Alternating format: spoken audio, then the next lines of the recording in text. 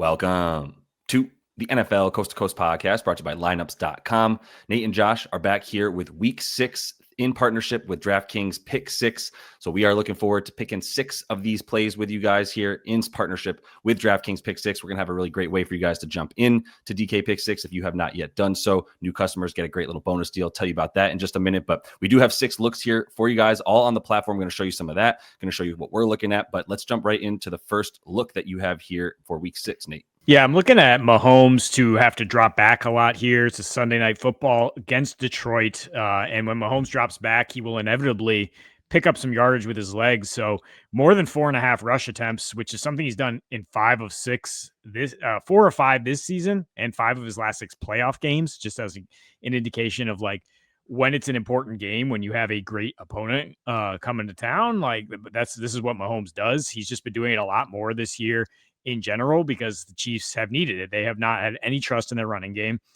So he's number 2 in pass attempts, number 3 in scrambles, 3rd in yards per carry among QBs. Detroit is a great matchup to run against if you're a quarterback because they play a lot of man. They were number 1 in man rate last year, and they're like 5th most now this year. But they also pressure. They 7th in pressure rate, 9th in blitz rate, 2nd in sacks. So they're going to flush you out of there. And they're really good in rush defense EPA. So the Chiefs, again, are not going to be running the ball too much. We're looking at basically a pass funnel.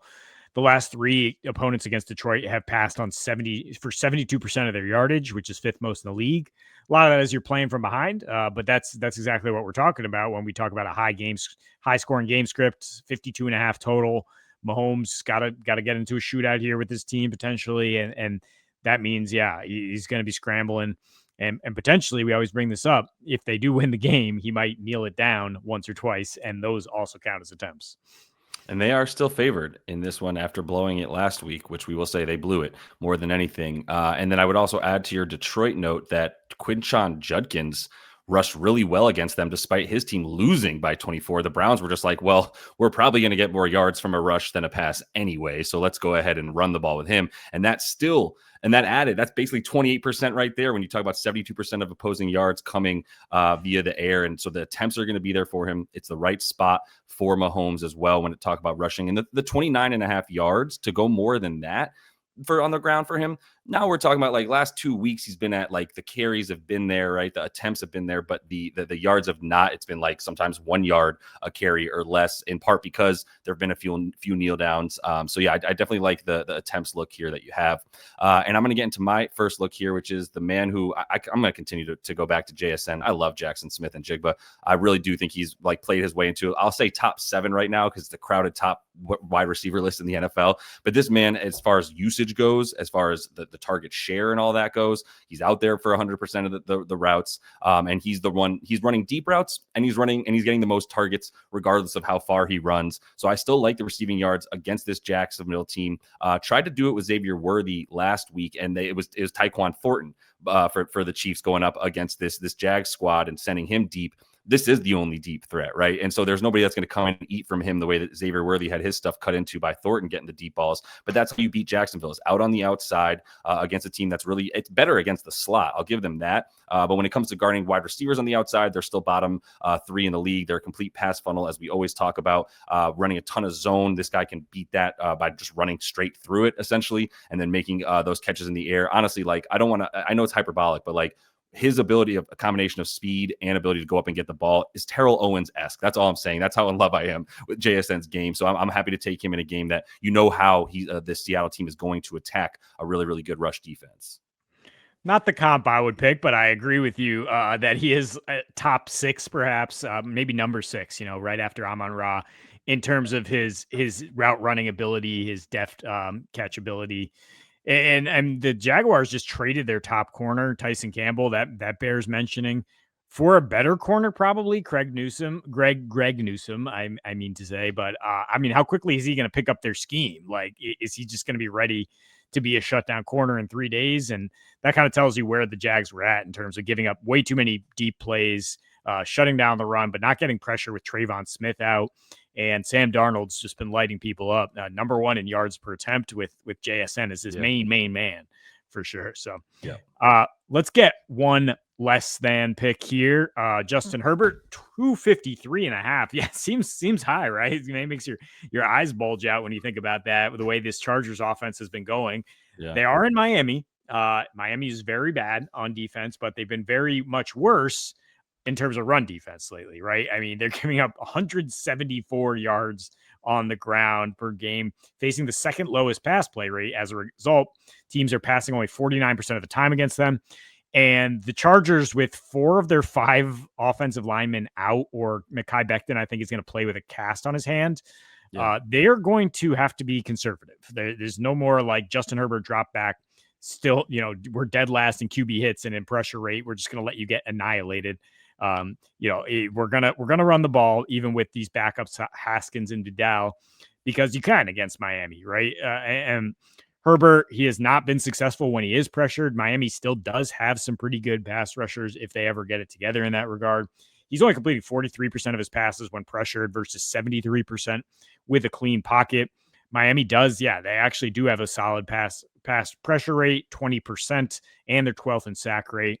And this is in Miami, where it's going to be hot. It's going to be humid.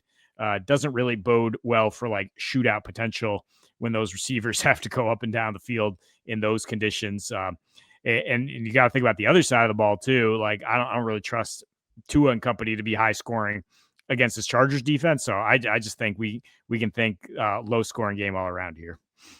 I think so too. The only thing that would scare me here is it's like there's conflicting data in terms of he doesn't have his stud running backs, the first or second option, with Najee and Hampton gone. And so does that mean that he's just tossing, dink and dunk stuff, which still is the reason to go less than on the yards rather than say attempts or something, or completion, something to that effect.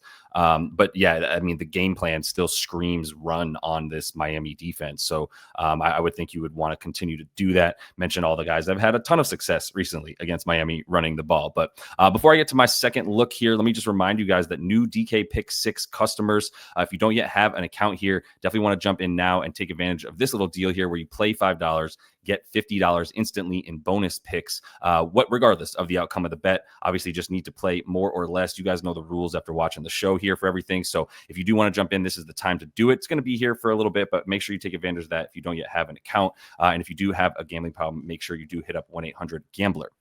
Tucker Kraft, 48.5 receiving yards in this Packers game, and we're still going more than for him. I told you before the show, like I still like this man. 50 yards is where I put his sort of baseline. I'm still happy to go more than that, and so we get 48.5, and I still think that's a good look. I think part of the value that we're finding on Tucker Kraft, Nate, is that like he got hurt, and so that definitely impacted some of his lines. It definitely impacted the market because they didn't know what to do with him for one game. He's been sort of coming back healthier and healthier each week. Last week went over that, but this is the dude, and I think he should be priced more like a tight end 1, a top 5 tight end in the NFL, production wise, involvement wise as well. We're talking about 93% of the snaps, which is second amongst tight ends, second in yak, yards per target, yards per routes run. Like this is a dude who is a downfield threat as a tight end, as we know, and he had broke the record for tight end yards after catch last season, I believe. So very specific stat, but that just tells you how athletic this dude is in a situation that we like him to continue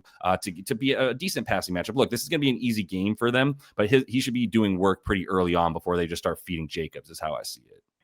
Yeah, I mean, he can definitely erupt for this on probably 3 catches against the Right. bad Bengals defense, right? I mean, so this did start at, I believe, 42.5 at Pick6, and people were all over it, thinking, Packers coming out of the bye, going to feature this guy a little bit more. And I'll add that, I mean, Jordan Love has been lights out on intermediate routes, which is where the Bengals are going to be vulnerable. He has a 157 passer rating on his 19 attempts in the intermediate area, which is best in the NFL by a good margin there. Let me ask you real quick too, before we move on. If Marcus Golden has a pretty decent number, I like him as turning into the wide receiver 1 after the bye for this team a bit more than say Dobbs. And that's the intel that Dobbs is more of the possession guy. Obviously you look for him in the red zone with his big body target, and Golden is a nice deep threat for them. So you can take more on receiving yards for him, probably closer to like 40, 45 in that range, maybe a few less than Tucker. I think he's a decent look for Love as well this week.